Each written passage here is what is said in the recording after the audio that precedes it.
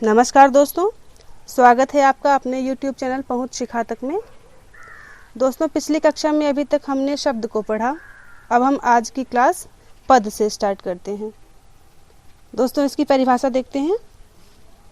जब कोई शब्द किसी वाक्य में जुड़कर वाक्य को पूरा करने में मदद करता है, वह पद कहलाता है।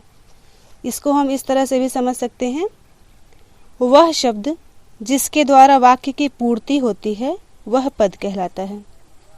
ध्यान से देखिएगा दोस्तों, समझ जाएंगे। जैसे हमने उदाहरण के लिए लिया है, रमा किताब पढ़ती है। इसमें देखिएगा सभी पद हैं, इसको शब्द ना समझिएगा। जैसे रमा किताब पढ़ती है, इसमें सभी पद हैं क्योंकि ये वाक्य को पूरा करने में मदद कर रहे हैं। आप सोच रहे होंगे कि यह तो शब्द भी हो सकता है, जैसे रमा किताब आदि, क्योंकि पिछली कक्षा में हमने यही बताया था। नहीं, यह शब्द तब तक नहीं है जब तक यह वाक्य में जुड़ रहा है। तब तक क्या है? ये पद है। जब यह वाक्य से अलग आ जाए अथवा रमा का किताब से और पढ़ने से कोई संबंध ना रहे, तब यह अलग अलग हो जाएगा। जैसे रमा कॉमा करके देखते हैं किताब पढ़ना आदि, तब ये शब्द कहलाएगा। जब तक ये वाक्य में जुड़ रहा है तब तक ये शब्द नहीं कहलाएगा। इसे और देखिएगा आगे। जैसे हम शब्द और पद में अंतर देखते हैं समझने के लिए। पहला, शब्द विभक्ति रहित होता है। जैसे हमने वाक्य देखा ऊपर, रमा किताब पढ़ती है, तो रमा ने, रमा क्योंकि करता है तो ये विभक्ति हो गया। रमा ने अगर हुआ तो वो विभक्ति हो गया, मतलब कि ये पद है, इसको हम पद कह सकते हैं, शब्द नहीं। तो शब्द क्या है? विभक्ति रहित होता है। जैसे कॉमा करके देखें, रमा किताब। यहाँ पे दोस्तों हमने एक ही उदाहरण लिया है, इसी को पूरा तरीके से समझाएंगे रमा किताब पढ़ती है से, क्योंकि अलग अलग उदाहरण में थोड़ा सा कन्फ्यूजन ज़्यादा होता है। अब देखिए, शब्द विभक्ति रहित हो गया, जबकि पद विभक्ति सहित होता है। जैसे रमा ने किताब को, तो इसमें विभक्तियां जुड़ी हैं, ये पद हो गया। अब दूसरा अंतर देखते हैं। शब्द स्वतंत्र होता है, उसका दूसरे शब्द से कोई संबंध नहीं होता, जबकि पद स्वतंत्र नहीं होता, वह वाक्य को पूरा करने में सहायता करता है। दोस्तों, पद की पहचान देख लेते हैं कि पद कहाँ कहाँ प्रयुक्त किया जाता है। तो देखते हैं हम सभी विकारी शब्द। विकारी में हमने बताया था पिछली कक्षा में, विकारी में क्या क्या आते हैं? संज्ञा, सर्वनाम, क्रिया और विशेषण, एवं सभी अविकारी शब्द जैसे क्रिया विशेषण, संबंध बोधक, समुच्चय बोधक और विस्मय बोधक। तो पद इन सभी से ही बनता है, इसके अलावा कुछ भी पद में प्रयुक्त नहीं होता है। दोस्तों, प्रतियोगी परीक्षाओं में हिंदी के अंतर्गत पद परिचय भी पूछा जाता है, ये बहुत ही आवश्यक है, इसको जान लेते हैं। तो पद परिचय क्या है ये देखिएगा, इसकी परिभाषा देखते हैं हम। वाक्य में प्रयुक्त किसी भी शब्द को व्याकरण के आधार पर परिचित कराना ही पद परिचय है। देखिएगा, किसी भी पद का परिचय 5 आधारों पर दिया जाता है। अगर आप यही 5 आधार हमेशा याद रखेंगे तो कभी भी पद परिचय देने से मतलब खुद को अलग महसूस नहीं करेंगे। बिल्कुल पद परिचय आपका एकदम से सही होगा, सटीक होगा।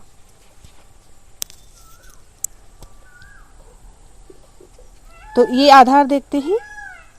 सबसे पहला है विकारी अविकारी शब्द, मतलब विकारी और अविकारी शब्द के आधार पर पद परिचय हम दे सकते हैं। दूसरा है कारक के आधार पर, तीसरा लिंग के आधार पर, चौथा वचन के आधार पर और पांचवा काल के आधार पर।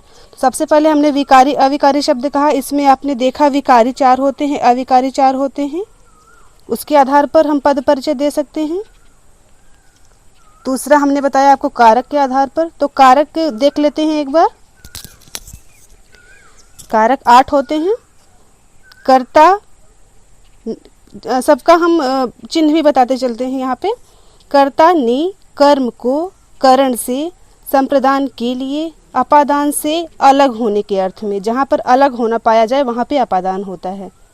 संबंध का की के अधिकरण में पर संबोधन हे अरे, ये हो गया आपका कारक। तीसरा आधार क्या था? लिंग। तो यहाँ पे पुल्लिंग स्त्रीलिंग, दो लिंग हो गए। वचन, एक वचन बहुवचन।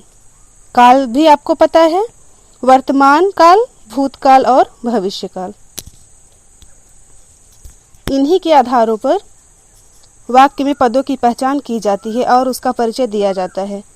किसी भी प्रतियोगी परीक्षा में पद परिचय बहुत पूछा जाता है दोस्तों, इसीलिए इसे ध्यान से समझिएगा।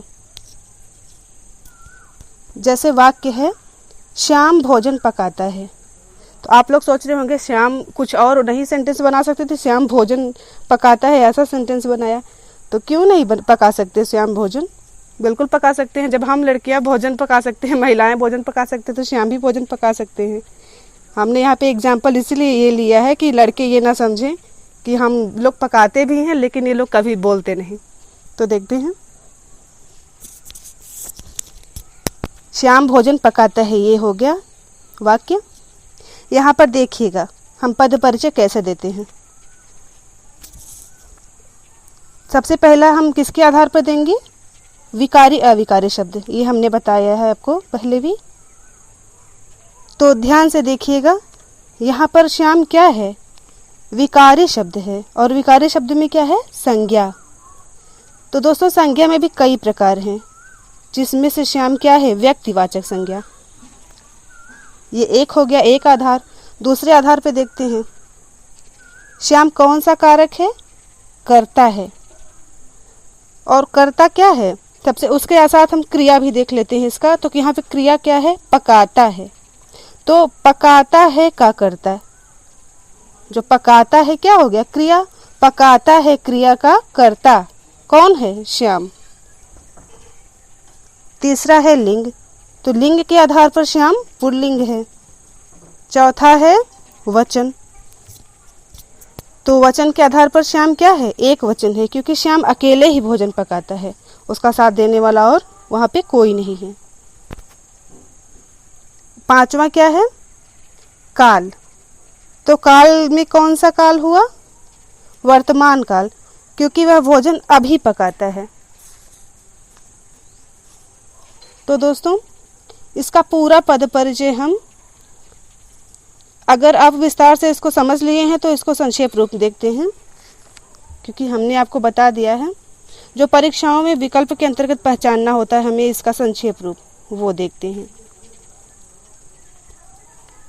तो पद परिचय का पहला आधार था विकारी अविकारी। इसके आधार पर श्याम व्यक्तिवाचक संज्ञा है, एक हो गया पद परिचय का पहला।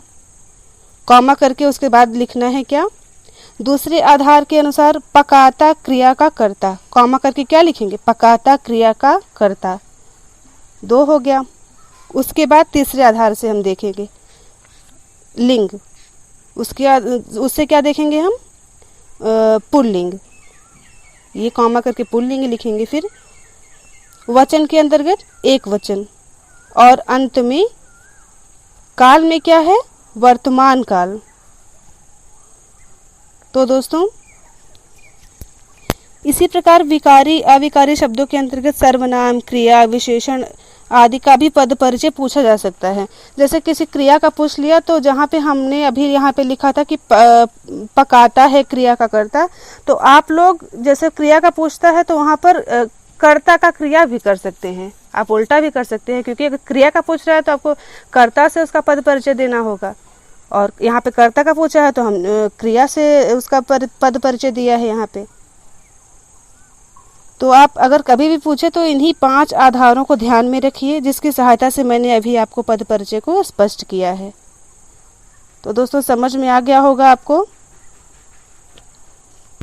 अगर आपको अभी कोई संदेह हो तो इस वीडियो को दोबारा देखें। मुझे विश्वास है कि मैंने इतना स्पष्ट तो कर दिया है कि आपको अवश्य समझ में आ जाएगा।